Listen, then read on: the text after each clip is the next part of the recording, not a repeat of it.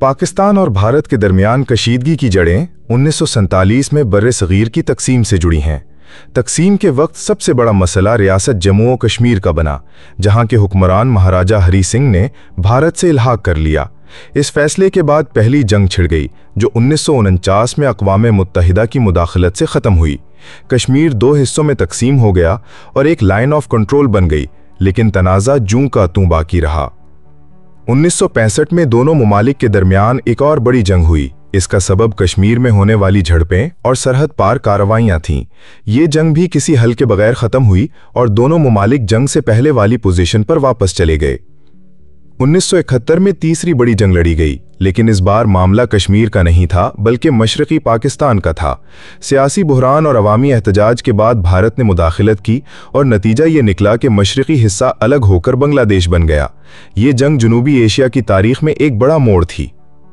1999 में कारगिल के इलाके में एक महदूद जंग हुई। पाकिस्तानी और भारतीय फौजी बुलंद चौकियों पर काबिज हो गए और भारत ने जवाबी कार्रवाई करके ज्यादातर इलाके वापस ले लिए।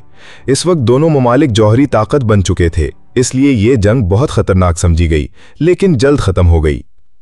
इन बड़ी जंगों के अलावा भी कई मौके पर हालात जंग के करीब पहुंच गए। मसलन 1987 में ब्रास टैक्स मशकों के दौरान कशीदगी, 2001 में भारतीय पार्लियामेंट पर हमले के बाद सरहदी तनाव, 2008 में मुंबई हमले और 2019 में पुलवामा वाक़या के बाद फिजाई झड़पें। ये तमाम वाक़यात इस बात का सबूत हैं कि दोनों ममालिक के ताल्लुकात हमेशा नाजुक और गैर यकीनी रहे हैं। ताकत के लिहाज से देखा जाए तो भारत की मईशत, आबादी और दिफाई बजट पाकिस्तान से कई गुना ज्यादा है। भारत का सालाना दिफाई बजट तकरीबन 86 अरब डॉलर है, जबकि पाकिस्तान का लगभग 10 अरब डॉलर। दोनों के पास तकरीबन एक जैसी तादाद में जौहरी हथियार हैं और यही हथियार एक बड़ी जंग को रोके रखते हैं।